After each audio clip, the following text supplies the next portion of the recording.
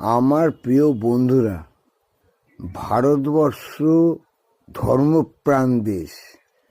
পৃথিবীতে যত দেশ আছে, যত মহাদেশ আছে, যত রাষ্ট্র আছে, যত মহারাষ্ট্র আছে, তার মধ্যে শ্রেষ্ঠ ধর্মপথাবলম্বী এই একমাত্র ভারতবর্ষ দেশই আছে। এই ভারতবর্ষ মহাদেশটা আমাদের মধ্যেই অবস্থিত। আমরা ঈশ্বরকে বা ভগবানকে বিভিন্ন রূপে কীভাবে জানো? আমাদের ভগবান তো একটাই, ঈশ্বর তো একটাই, পরমেশ্বর তো একটাই, সুপ্রিম পাওয়ার তো একটাই, কিন্তু তবু আমরা বহু রূপে তাকে দেখি। কিভাবে তাদের বহু রূপের সৃষ্টি হয়েছে সেটা কি জানো? কিভাবে তাদের বহু রূপের সৃষ্টি হয়েছে শোনো।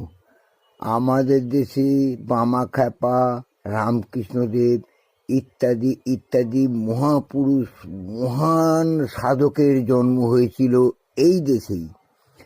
তারা বিভিন্ন রূপের চিন্তা করে, বিভিন্ন রূপের কল্পনা করে স্বয়ং ঈশ্বরকে, স্বয়ং ভগবানকে, সেই সুপ্রিম পাওয়ারকে চিন্তা করে কাল্পনিক একটা মূর্তির কথা মনে মনে ভেবে তাকেই তারা সাধনা করেছিল, তাকেই পাওয়ার জন্য। তাই তারা সেই রূপেই, সেই মূর্তিতেই, সেইভাবেই ঠাকুরের দেখা পেয়েছিলেন।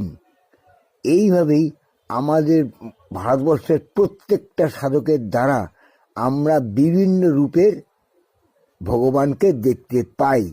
তাই আমাদের দেশের বিভিন্ন ঠাকুর বা বিভিন্ন রূপের দেবতা সৃষ্টি হয়েছে শুধু তাদের জন্যে। তাদের যে মূর্তিটা কল্পনা হয়েছে মনে, সেইগুলোকেই প্রতিরূপ হিসেবে আমাদের দেবতা হিসেবে প্রতিষ্ঠিত হয়েছে ভারতবর্ষে। এটাই হচ্ছে আসল মর্ম কথা।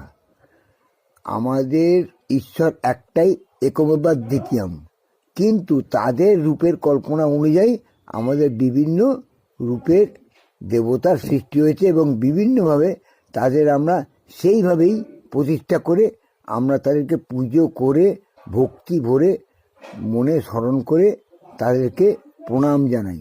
এই হচ্ছে আসল দেবতাদের বিভিন্ন মূর্তির, বিভিন্ন রূপের ইতিহাস। তোমরা সবাই জেনে রাখলে তো? সবাই মনে রেখো, এইভাবেই আমাদের বিভিন্ন রূপের দেবতাদের রূপের সৃষ্টি হয়েছে।